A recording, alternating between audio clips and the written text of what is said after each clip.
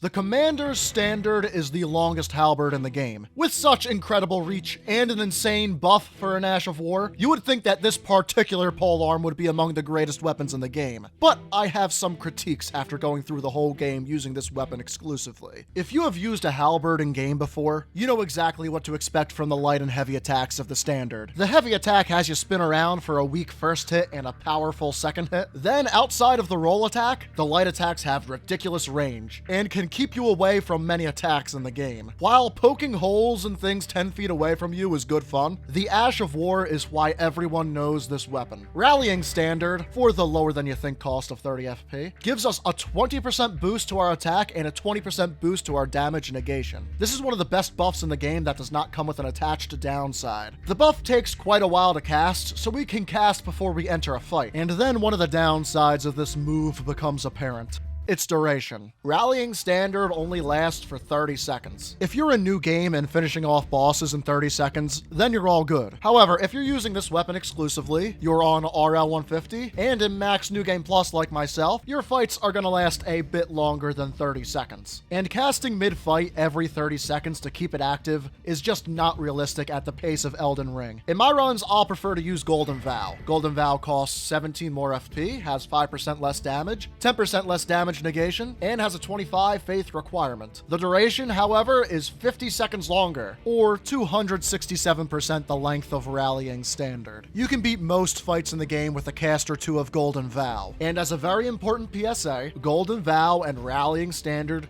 do not stack. I can't tell you how many co-op sessions I was in where the host would override Rallying Standard with Golden Vow, or vice versa. Both are called aura buffs, and along with all the other aura buffs, they will not stack with each other. And as a final, inconsequential nitpick, when Commander Nile or Commander O'Neill uses Rallying Standard, they'll shout out some heroic battle cry.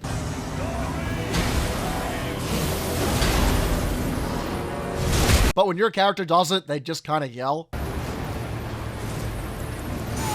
Completely meaningless nitpick, but it is something that totally bothers me. For our stats, I ran with 60 Vigor, 17 Mind to cast Rallying Standard exactly 4 times, 30 Endurance to wear heavy armor, 54 Strength, and the rest of my points went to Dex, bringing us to 43 on my RL 150 build. As for talismans, I made it a priority to run the Dragon Crest Great Shield. This talisman, coupled with the heavy armor of the veteran set, made me very, very durable. For my single player playstyle, I greatly prefer to use the Banished Knight Halberd, which has nearly the same reach as the Standard and the ability to be infused with affinities or Ashes of War like Stormcaller. While the Standard doesn't shine too bright in single player, it is certainly a useful tool in multiplayer co-op and in runs with Spirit Ash use. I usually don't use Spirit Ashes, but I did call in Latenna for the Gideon fight, and that was a worthwhile experience that you will enjoy also. In summation, the more people you're fighting with, the better the Standard gets. If you want a guide on a halberd that is much more versatile and suitable for solo play, I did a guide on the Banished Knight Halberd that I know you'll enjoy.